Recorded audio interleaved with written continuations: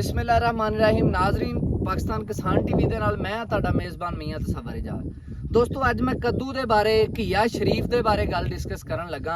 ਘੀਆ ਸ਼ਰੀਫ ਇੱਕ ਬਹੁਤ ਅੱਛੀ ਸਬਜ਼ੀ ਹੈ ਲੇਕਿਨ ਪਿਛਲੇ ਕੁਝ ਮੌਸਮੀ ਹਾਲਾਤ ਦੀ ਵਜ੍ਹਾ ਤੋਂ ਇਹਦਾ ਕੋਈ ਫਲ ਨਹੀਂ ਲੱਗ ਰਿਹਾ। ਦੋ ਤਿੰਨ ਕਿਸਮ ਦੇ ਮਸਾਇਲ ਆ ਰਹੇ ਨੇ, ਉਹਦੀ ਵਜ੍ਹਾ ਤੋਂ ਮਾਰਕੀਟ ਦੇ ਵਿੱਚ ਰੇਟ ਵੀ ਬਹੁਤ ਜ਼ਿਆਦਾ 10,000 11,000 12,000 ਰੁਪਏ ਦਾ ਜਿਹੜਾ ਉਹ ਤੋੜਾ ਹੈ ਜਿਹੜਾ ਕਿ 18 ਤੋਂ 20 kg ਦਾ ਹੁੰਦਾ ਹੈ ਤੇ ਜਾਂ ਮਾਰਕੀਟ ਦੇ ਵਿੱਚ ਜਿਹੜਾ ਉਹ ਤਕਰੀਬਨ 400 450 500 ਰੁਪਏ ਦਾ ਕਿਲੋ ਵਿਕ ਰਿਹਾ ਹੈ।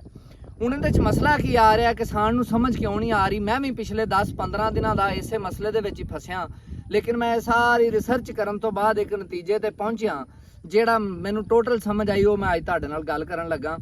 ਇਹ ਪਿਛਲੇ ਜਿਹੜੇ ਦਿਨ ਗੁਜ਼ਰੇ ਨੇ ਇਹਨਾਂ ਦੇ ਵਿੱਚ ਕੱਦੂ ਦੇ ਘੀਏ ਸ਼ਰੀਫ ਦੇ 2-3 ਕਿਸਮ ਦੇ ਮਸਾਇਲ ਆਏ ਨੇ।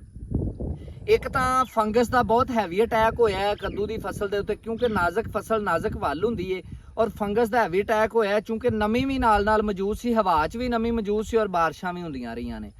ਔਰ ਕਈਆਂ ਜਗ੍ਹਾ ਤੇ ਕੱਦੂ ਦੀ ਫਸਲ ਵੈਸੇ ਤਬਾਹ ਹੋ ਗਈ ਕਿ ਉੱਥੇ ਜ਼ਿਆਦਾ ਪਾਣੀ ਖੜਾ ਹੋ ਗਿਆ ਔਰ ਵੱਲਾਂ ਬਿਲਕੁਲ ਖਤਮ ਹੋ ਗਈਆਂ, ਜ਼ਿਆਦਾ ਅਟੈਕ ਦੀ ਵਜ੍ਹਾ ਤੋਂ ਵੱਲਾਂ ਤਬਾਹ ਹੋ ਗਈਆਂ ਨੇ। ਇੱਕ ਮਸਲਾ ਤੇ ਇਹ ਹੋਇਆ, ਇੱਕ ਜਗ੍ਹਾ ਤੇ ਇਹ ਨੁਕਸਾਨ ਹੋ ਗਿਆ ਕੱਦੂ ਦੀ ਘੀਆ ਸ਼ਰੀਫ ਦੀ ਫਸਲ ਦਾ। ਦੂਸਰੀ ਜਗ੍ਹਾ ਤੇ ਮੌਸਮੀ ਹਾਲਾਤ ਗਰਮੀ ਦੇ ਹਵਾਲੇ ਨਾਲ ਜਾਂ ਹਵਾ 'ਚ ਨਮੀ ਦੇ ਹਵਾਲੇ ਨਾਲ ਵੀ, ਹਵਾ 'ਚ ਨਮੀ 80% ਤੋਂ ਉੱਤੇ ਰਹੀ ਹੈ।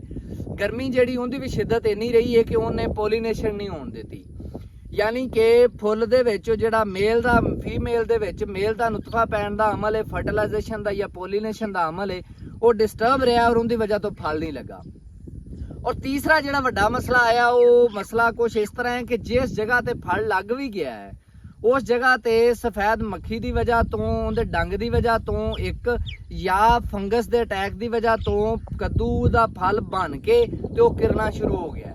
ਅੱਜ ਇਹ ਸਾਰੇ ਮਸਾਇਲ ਨੂੰ ਅਸੀਂ ਡਿਸਕਸ ਕਰਨਾ ਹੈ। ਹੁਣ ਜਿਹੜਾ ਨਾ ਮੌਸਮ ਥੋੜਾ ਜਿਹਾ ਫੇਵਰੇਬਲ ਹੋ ਗਿਆ, ਲੇਕਿਨ ਇਹ ਹੈ ਕਿ ਅਜੇ ਵੀ ਪੋਲੀਨੇਸ਼ਨ ਦਾ ਪ੍ਰੋਸੈਸ 100% ਦਰੁਸਤ ਨਹੀਂ ਚੱਲ ਰਿਹਾ। ਔਰ ਤੀਸਰੀ ਚੀਜ਼ ਜਿਹੜਾ ਕਿ ਫਰਟੀਲਾਈਜੇਸ਼ਨ ਦਾ ਕੰਮ ਹੈ, ਫਰਟੀਲਾਈਜੇਸ਼ਨ ਦਾ ਉਹ ਯਾਨੀ ਫੰਗਸ ਦਾ ਅਟੈਕ ਵੀ ਬਹੁਤ ਜ਼ਿਆਦਾ, ਫਰਟੀਲਾਈਜੇਸ਼ਨ ਦਾ ਵੀ ਅੱਛਾ ਕੰਮ ਨਹੀਂ ਹੋ ਰਿਹਾ।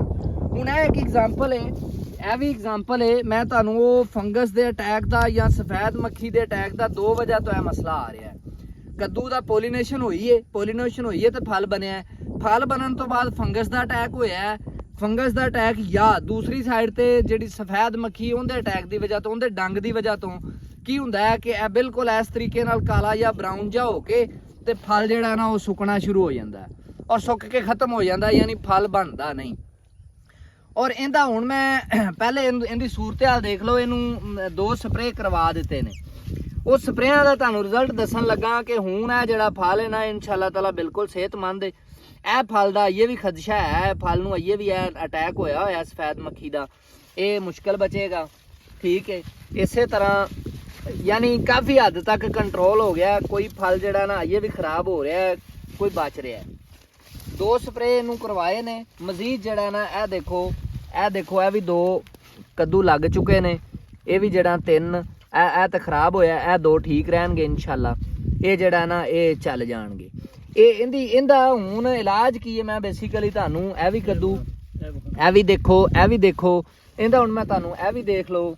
ਠੀਕ ਹੈ ਨਾ, ਇਹ ਵੀ ਠੀਕ ਰਹੇਗਾ, ਯਾਨੀ ਕੁਛ ਪਰਸੈਂਟ ਇਹ ਦੇਖੋ ਇਹ ਵੀ 2-3 ਫਲ ਲੱਗੇ ਹੋਏ ਨੇ, ਇਹ ਵੀ ਠੀਕ ਰਹਿਣਗੇ, ਯਾਨੀ ਕੁਛ ਪਰਸੈਂਟ ਜਿਹੜਾ ਨਾ ਇਹਦਾ ਸੋਲੂਸ਼ਨ ਮਿਲ ਗਿਆ। ਹੁਣ ਸੋਲੂਸ਼ਨ ਕੀ ਮਿਲਿਆ? 2 ਫਾਰਮੂਲੇ ਨੇ ਜਿਹੜੇ ਮੈਂ ਨਾ ਰਿਕਮੈਂਡ ਕਰਾਂਗਾ। ਇੱਕ ਫਾਰਮੂਲਾ ਇਹ ਹੈ ਜਿਹਦੇ ਵਿੱਚ ਅਸੀਂ ਟਾਰਚ ਪਲੱਸ ਦੇ ਨਾਂ ਤੋਂ ਇੱਕ ਪਾਊਡਰ ਹੈ, ਉਹ ਅਸੀਂ ਸਪਰੇਅ ਕਰਾਂਗੇ ਜਿਹੜਾ ਸਫੈਦ ਮੱਖੀ ਨੂੰ ਫੌਰਨ ਕੰਟਰੋਲ ਕਰ ਲੈਂਦਾ। ਉਹਦਾ ਇੱਕ ਸਪਰੇਅ ਹੋਇਆ, ਉਹਨੇ ਬਹੁਤ ਅੱਛਾ ਰਿਜ਼ਲਟ ਦਿੱਤਾ। ਦੂਸਰੀ ਚੀਜ਼ ਸਾਡੇ ਕੋਲ ਇੱਕ ਜ਼ਿਆਦਾਤਰ ਹੈ ਜਿਹੜਾ ਕੱਦੂ ਦਾ ਫਲ ਕਿਰਨ ਵਾਲਾ ਜਿਹੜਾ ਮਸਲਾ ਹੁੰਦਾ ਨਾ, ਫਲ ਕਿਰਨ ਵਾਲਾ, ਉਹ ਹੁੰਦਾ ਕੈਲਸ਼ੀਅਮ ਦੀ ਕਮੀ ਦੀ ਵਜ੍ਹਾ ਤੋਂ। ਮੈਂ ਕਾਫੀ ਰਿਸਰਚ ਤੋਂ ਬਾਅਦ ਤੁਹਾਡੇ ਨਾਲ ਗੱਲ ਕਰ ਰਿਹਾ ਔਰ ਕੈਲਸ਼ੀਅਮ ਦੀ ਕਮੀ ਲਈ ਇਸ ਟਾਈਮ ਮੈਂ ਪਾਕਿਸਤਾਨ ਦੀ ਸਾਰੀ ਮਾਰਕੀਟ ਚੈੱਕ ਕੀਤੀ ਹੈ, ਉਹਦੇ 'ਚ 2-3 ਚੀਜ਼ਾਂ ਸਾਹਮਣੇ ਆਈਆਂ ਨੇ ਕਿ ਕੈਲਸ਼ੀਅਮ ਕਲੋਰਾਈਡ ਦੀ ਸਪਰੇਅ ਹੋਵੇ ਜਾਂ ਕੈਲਸ਼ੀਅਮ ਬੇਸਡ ਕੋਈ ਵੀ ਕੈਮੀਕਲ ਫਲੱਡ ਹੋਵੇ ਜਾਂ ਸਪਰੇਅ ਹੋਵੇ। ਹੁਣ ਉਹਦੇ ਵਿੱਚ ਕਾਫੀ ਸਰਚ ਤੋਂ ਬਾਅਦ ਕੈਲਸ਼ੀਅਮ ਕਲੋਰਾਈਡ ਤੇ ਮੈਨੂੰ ਮਿਲ ਨਹੀਂ ਸਕਿਆ। ਉਹ ਇੰਡਸਟਰੀਅਲ ਹੈ ਉਹ ਮਿਲਦਾ, ਜਿਹੜਾ ਐਗਰੀਕਲਚਰਲ ਉਹ ਨਹੀਂ ਮਿਲਦਾ, ਯਾਨੀ ਐਗਰੀਕਲਚਰ ਦੇ ਹਵਾਲੇ ਨਾਲ ਜਿਹੜੀ ਪਰਸੈਂਟੇਜ ਤੈਅ ਹੁੰਦੀ ਉਹ ਨਹੀਂ ਮਿਲ ਰਿਹਾ।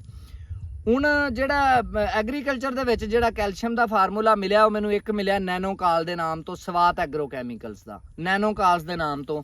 ਉਹਦਾ ਹੁਣ ਅਸੀਂ ਇੱਕ ਸਪਰੇਅ ਕਰਾਉਣ ਲੱਗੇ ਹਾਂ ਔਰ ਇਨਸ਼ਾਅੱਲਾ ਤਾਲਾ ਮੈਂ 100% ਇਸ ਗੱਲ ਤੇ ਮੇਰਾ ਯਕੀਨ ਹੈ ਕਿ ਇਹ ਦੋਨੋਂ ਚੀਜ਼ਾਂ, ਇਹ 3 ਚੀਜ਼ਾਂ ਤੁਸੀਂ ਸਪਰੇਅ ਕਰਵਾਉਣੀਆਂ ਸ਼ੁਰੂ ਕਰ ਦਿਓ। ਇਨਸ਼ਾਅੱਲਾ 7 ਤੋਂ 8 ਦਿਨਾਂ ਬਾਅਦ ਕੱਦੂ ਚੱਲਣਾ ਸ਼ੁਰੂ ਹੋ ਜਾਏਗਾ। ਪਹਿਲੀ ਚੀਜ਼ ਟਾਰਚ ਪਲੱਸ ਤੇ ਪਲੱਸ ਨਟੀਵੋ। ਨਟੀਵੋ ਬਾਇਰ ਕੰਪਨੀ ਦਾ ਫੰਜੀਸਾਈਡ, ਟਾਰਚ ਪਲੱਸ ਤੇ ਪਲੱਸ ਨਟੀਵੋ, ਇਹ ਤੁਸੀਂ ਜਿਹੜਾ ਨਾ ਸਪਰੇਅ ਕਰਨਾ ਸ਼ੁਰੂ ਕਰ ਦੇਣਾ।